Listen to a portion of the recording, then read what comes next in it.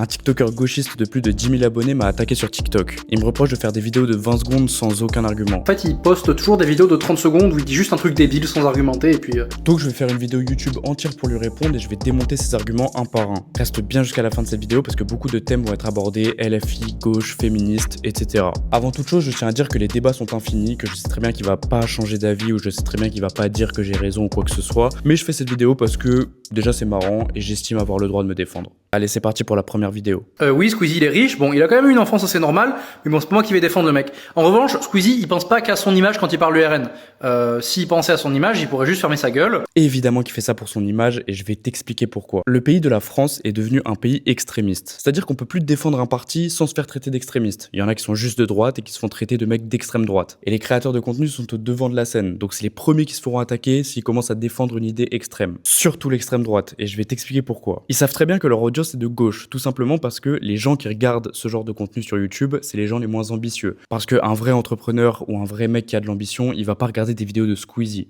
Et en France, les gens qui ont le moins d'ambition, c'est la gauche. Donc Squeezie, il a une audience de gauche, et ça il le sait. Donc il a tout intérêt de revendiquer des idées de gauche pour continuer à faire tourner son business et pas se faire critiquer et pas perdre son audience. Sauf qu'en dehors des vidéos, Squeezie c'est un capitaliste, il a beaucoup de marques, il a beaucoup d'entreprises. Donc en fait il a tout intérêt à défendre le capitalisme. Mais il le fait pas pour conserver son audience. C'est pour ça que je parle d'hypocrisie et honnêtement c'est assez facile à comprendre. Je suis pas pour le RN, hein, mais... Si t'es pour le RN, espèce de guignol, déjà à chaque fois que je critique le RN, tu ouvres ta gueule en faisant des vidéos sur moi pour essayer de me voler mon buzz. Quand Squeezie le fait, tu le fais la même.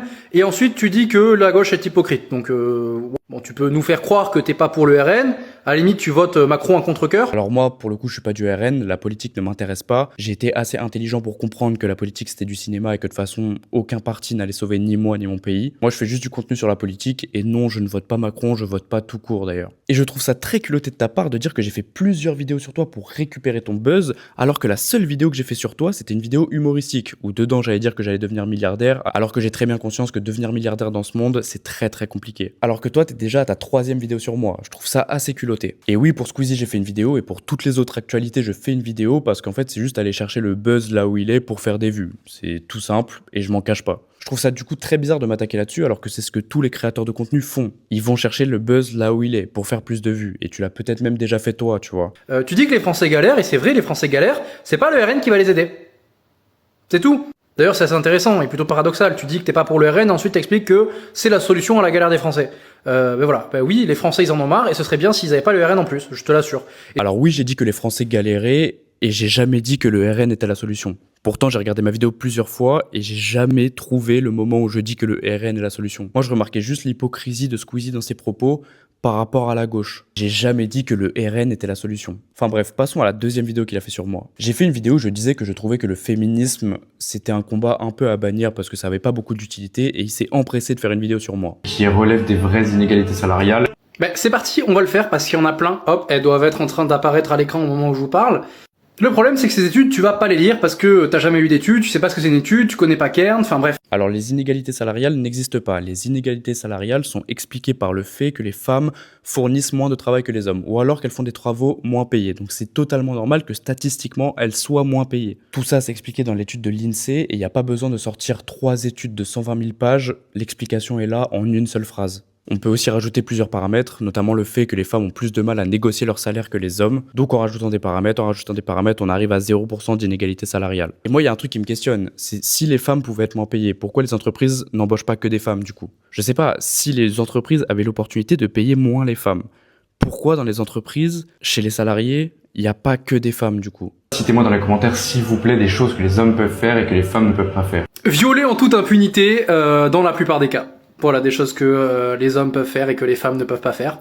Les femmes peuvent le subir à la limite. Tu parles d'agression sexuelle, mais tu n'as pas compris mes propos. Quand je disais citez-moi des choses que les hommes peuvent faire et que les femmes ne peuvent pas faire, je parlais de droits que la loi impose. Mais si tu parles d'agression sexuelle, il n'y a pas de problème, on peut en parler. Les agressions sexuelles doivent s'arrêter, ça, il n'y a aucun débat là-dessus. Les agressions en tout genre d'ailleurs. Mais je pense pas que faire des manifestations et prôner le féminisme fasse changer quelque chose en fait. Parce que les agresseurs ne vont pas se dire « Ah, c'est pas bien, faut que j'arrête » en voyant une manifestation féministe. Évidemment qu'ils savent que c'est pas bien. Moi, je pense que la solution serait plutôt de renforcer la justice, renforcer la sécurité, créer des prisons extrêmement violentes pour les agresseurs, mais pas de manifester au nom du féminisme. Mais bon, nous on n'est que des citoyens, donc on peut pas décider du futur de la justice, malheureusement. Mais je pense que manifester pour une justice plus dure, ce serait beaucoup plus intelligent que de manifester au nom du féminisme. Et ça, Connard. j'estime que c'était pas nécessaire pour ta crédibilité. En fait, t'as pas besoin d'être féministe pour mener ce genre de combat. Si, je t'assure, c'est pour ça que le féminisme, c'est pas si déglingué que ça, en fait. Et non, moi malheureusement je ne suis pas féministe, mais je défends les violences faites aux femmes. Que vous le vouliez ou non, c'est comme ça. En fait, je trouve que le féminisme n'est pas très intelligent parce que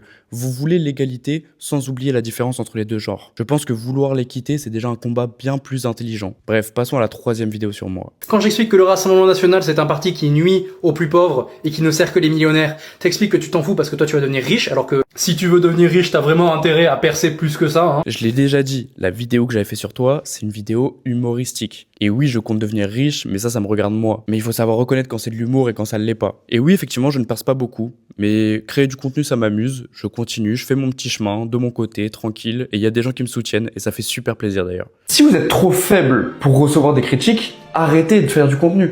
Moi non, jamais trop eu de problème avec les gens qui m'insultaient, j'en bats un peu les couilles, j'ai la peau dure comme on dit. Je vois pas pourquoi tu parles de toi, étant donné que j'ai jamais dit que tous les gauchos de TikTok étaient faibles. J'ai juste dit que ceux qui étaient faibles, c'était ceux qui se plaignaient des critiques. Et toi, tu dis que t'as la peau dure, moi je dirais plutôt que t'as la peau grasse. Enfin bref, de nous deux, c'est pas moi qui aurai les artères bouchées dans 3 ans. Bon, moi je reçois des milliers de critiques par jour, et je me suis jamais plaint de aucune critique. Oui, mais la différence entre les critiques que cette jeune femme a reçues, qui sont en réalité des insultes, et les critiques que toi tu reçois, c'est que les tiennes, elles sont parfaitement légitimes, et pas les siennes. Les siennes, c'est de la violence pure et dure, qui est gratuite. Donc je serais légitime de recevoir des menaces de mort et des insultes à longueur de journée juste parce que je donne mon avis? Je me plains pas, et d'ailleurs j'attaquais pas la fille dans cette vidéo, je disais juste que c'était un peu bête pour moi de se plaindre des critiques alors que tu sais que tu vas en avoir, même des extrêmement violentes. Et vous savez, le cyberharcèlement, il y a une solution à ça.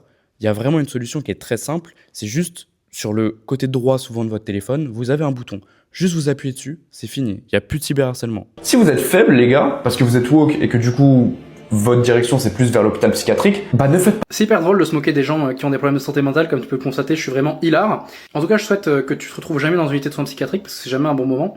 Et surtout que t'arrêtes de faire des blagues sur les personnes qui ont des problèmes de santé mentale, parce que c'est comme faire des blagues sur le cancer ou sur les handicapés. Je me moque pas des gens qui sont en hôpital psychiatrique. J'ai juste remarqué que la plupart des gens qui étaient justement dans des hôpitaux psychiatriques, c'était les LGBT woke déconstruits. Donc je me base sur des faits, parce que pour moi, quand t'es LGBT, ça veut dire que ta direction c'est plus vers l'hôpital psychiatrique. C'est tout, c'est des faits, il y a aucune moquerie. Et moi, pour le coup, non, ne t'inquiète pas, j'irai pas en hôpital psychiatrique, c'est pas prévu dans mon calendrier. Mais merci Jean Burger de t'inquiéter. Toute crédibilité, il y a qu'à voir les commentaires de ta vidéo où tu te plains du commentaire, c'est totalement débile. Tu te rappelles des commentaires qu'il y avait sous la vidéo où t'as fait un collage d'une de mes vidéos?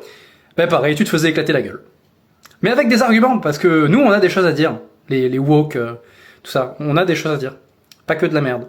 Oui, mais je le rappelle, c'était une vidéo humoristique où je disais des trucs débiles pour énerver les gens. Comme t'as pu le voir, je me suis pas plaint de ces critiques parce que ça m'atteint pas. Et d'ailleurs, je trouve qu'il y avait pas beaucoup d'arguments dans ces critiques. Alors oui, vous avez des choses à dire, mais c'est des choses qui n'ont pas beaucoup d'intérêt pour le bon développement des humains. Donc au final, vous parlez un peu dans le vent. Juste arrêtez de créer du contenu si vous êtes trop faible. Tu remarqueras que j'ai à peu près 10 fois plus d'abonnés que toi sans leur demander de s'abonner à la fin. Parce que moi, mon discours, il est crédible, contrairement au tien. Et je te félicite d'ailleurs d'avoir créé une communauté, mais malheureusement ton discours n'est pas crédible, Jean Burger, mais c'est pas grave, je t'en veux pas. Tu as réussi à créer une communauté de gens qui n'ont pas beaucoup de capacité cérébrale. Pour conclure cette vidéo, je dirais que c'est dommage de s'acharner sur moi avec autant d'insultes, parce que j'ai coupé beaucoup de moments, mais ce TikToker parle très mal quand même. Même si évidemment je peux comprendre qu'on soit contre mes propos, mais c'est important de débattre dans le respect, pour paraître plus intelligent. Dans cette vidéo, je n'avais rien à prouver, juste le désir de vouloir me défendre, et ça m'amusait un peu, donc j'espère qu'elle vous aura plu. Pour dire un petit mot sur mon adversaire, je trouve ça dommage de penser comme ça, parce que t'as l'air intelligent, tu bégayes pas, tu t'exprimes bien, mais t'as des idées assez facilement démontables. Et pour ceux qui regardent, soyez fiers d'être des hommes et respectez les femmes. Bisous.